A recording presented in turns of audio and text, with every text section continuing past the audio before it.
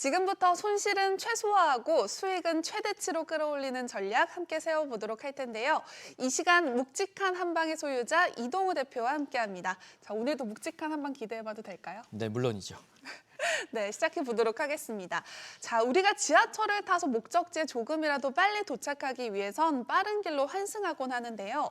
주식 투자 역시 투자의 효율을 높이기 위해선 적절한 갈아타기 전략이 필요합니다.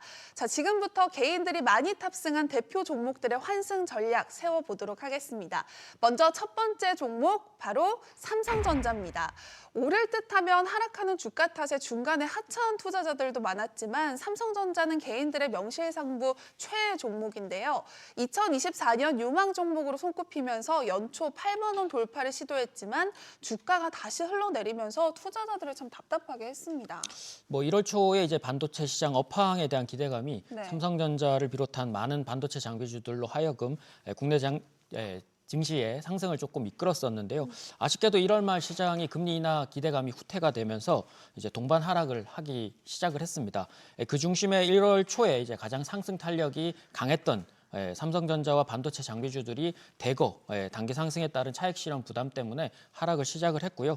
아직 박스권 장세이기 때문에 답답할 수는 있긴 하지만 이제 잠재적인 가치와 반도체 업황 성장성에 대해서는 의구심을 가질 수는 없기 때문에 전체적인 성장에 대한 부분들을 조금 더 유념해서 보시면 좋을 것 같습니다.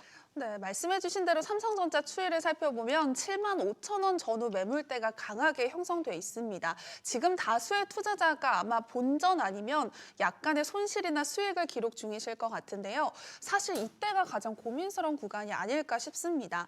답답한 삼성전자 조금 더 버티는 전략이 좋을지 아니면 다른 종목으로 빨리 갈아타는 게 좋을지 이동우 대표님의 의견 확인해 보도록 하겠습니다. 하나, 둘, 셋. 네, 역시 대장주라서 그런지 버티기 전략을 들어주셨습니다. 일단은 지금 하나의 호재가 나왔는데요. 네. 정부의 기업 밸류 프로그램, 요게 이제 큰 호재가 될 것 같습니다. 삼성전자도 이제 자사주 매입을 하게 될 수 있게 되고요. 제대로 주주 환원을 하게 되면 주당 펀드멘탈 가치가 50에서 120%까지 상승할 수 있는 부분들을 염두에 두시면 좋을 것 같습니다. 네. 거기에 플러스 알파로 이재용 회장이 사법 리스크에 대한 그런 부담도 지금 덜게 되었는데요. 주가는 탄력을 받기 시작하면 박스권을 돌파할 것으로도 가능한 상황으로 좀 보여집니다. 무엇보다 현재 반도체 업황을 지금 의심할 여지는 없기 때문에 성장성에 조금 더 포인트를 두시면 지금은 버티시고 반복 매매 하시면서 업종 내 주도주가 이제 출현을 할 때에는 오히려 거기에 같이 편승해서 매매를 하시는 게 좋을 것 같습니다. 네, 지금은 삼성전자에서 하차하기보다는 반복 매매를 통해서 수익을 더해가는 전략이 필요하다는 의견을 주셨습니다. 자, 계속해서 다음 종목 만나보겠습니다. 바로 에코프로입니다. 작년 2차 전지 열풍을 주도했던 에코프로 주가가 3분의 1 수준으로 하락하면서 투자자들의 속을 까맣게 태웠습니다. 하지만 이번 주 액면 분할 소식을 전하면서 급반등하기도 했는데요.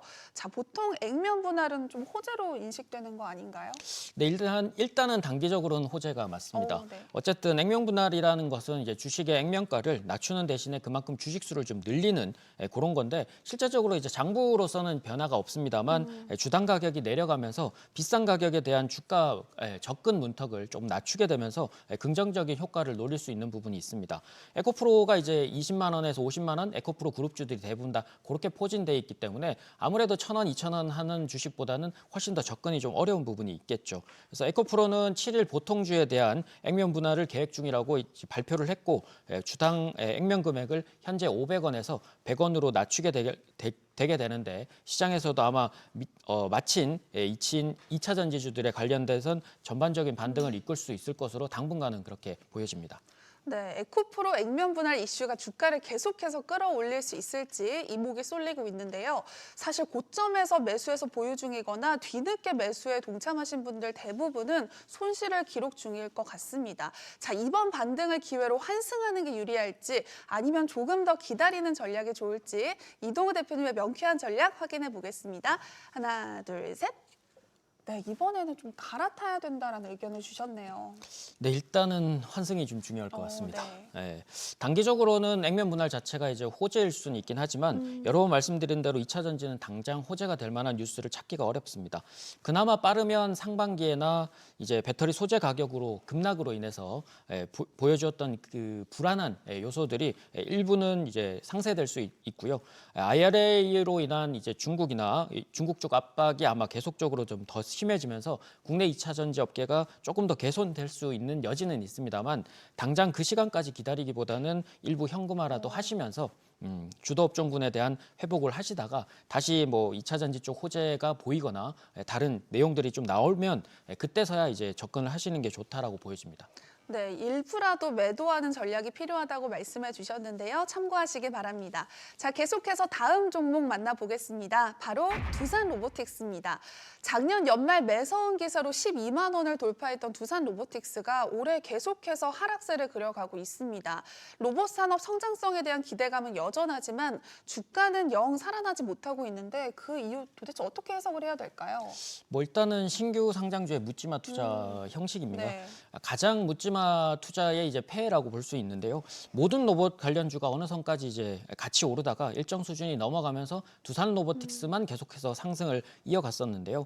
신규 상장주의 제대로 된 버블을 좀 보기는 했었죠.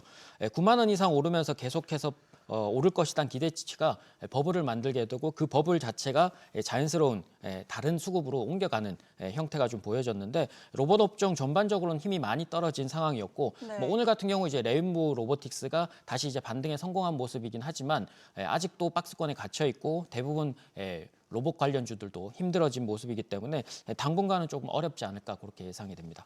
네, 두산 로보틱스 손실로 마음고생하시는 분들 참 많으실 텐데 그렇다면 지금이라도 미련 없이 다른 종목으로 환승해야 할까요? 아니면 좀 여유를 갖고 기다려야 될까요? 두산 로보틱스에 대한 대응책 확인해 보도록 하겠습니다. 하나, 둘, 셋. 네, 이번에도 좀 갈아타야 된다라는 의견을 주셨네요. 보통은 로봇주가 이제 움직이는 형태가 이제 반도체나 그다음에 AI나 이런 쪽들이 이제 같이 가야 되는데 네. 그러니까 후속으로 조금 움직여야 되는 부분 중에서도 가장 늦게 상승을 멈췄기 때문에 로보틱스와 이제 관련된 로봇주들의 움직임은 조금 더 확인하시고 기존에 가지고 계신 분들이라면 어느 정도 갈아타는 게 맞다고 보여집니다. 단기적으로는 기술적 반등이 한 8만 원에서 9만 원 정도까지 나온다면 일부 현금화와 갈아타기를 하시는 게 좋고요. 로봇 업종도 대부분 고 PBR 관련 종목들이 많기 때문에 저 PBR 관련주들이 오르면서 제대로 된 평가가 이루어지는 시기에는 오히려 더 불리할 수 있는 구간이라고 보여집니다. 뭐 중장기가 아닌 이상은 버티기가 좀 쉽지 않을 것으로 좀 예상을 하고 있고요. 네. 로봇 업종에 대한 성장성은 의구심은 없습니다. 2030년까지 늘어날 대기업들의 투자 계획들이 계속적으로 좀 밝긴 하지만 따르는 투자 계획들이 구체화되기까지는 아직은 시간적인 여유들 또는 공백기가 생겼기 때문에 일부라도 갈아타기를 준비하시는 게 좋을 것 같습니다.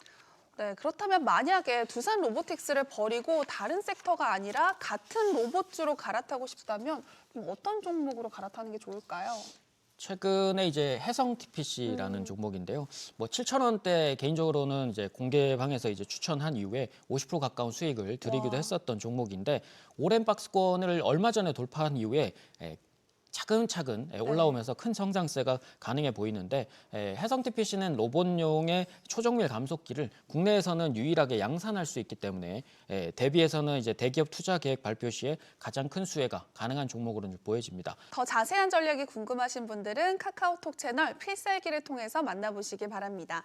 자, 이제 마지막 종목 만나보겠습니다. 바로 기아입니다.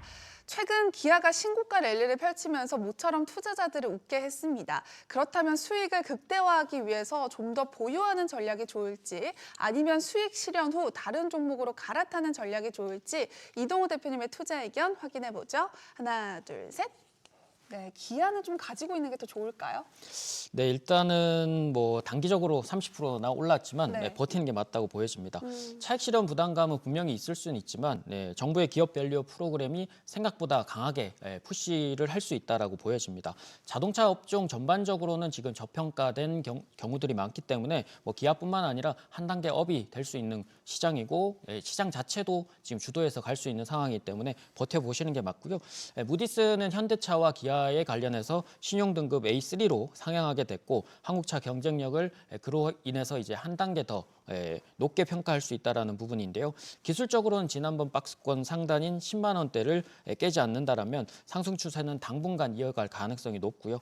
저 PBR 관련해서 해소할 수 있는 1차 목표가는 한 18만 원에서 20만 원 정도로 생각하시고 보시면 좋을 것 같습니다. 네, 이렇게 자동차 형님주들의 선전이 이어지면서 섹터 전반에 낙수효과 기대감이 더해지고 있습니다. 자동차 섹터에서 어디로 갈아타야 급행 수익을 얻을 수 있을까요? 대표님이 생각하는 자동차 섹터 내 탑픽 전해주시죠. 서현이화를 가져왔는데요. 네. 지난 공개 추천 이후에 30에서 40% 정도 수익을 크게 드렸던 종목인데 다시 한번 또 가져왔습니다.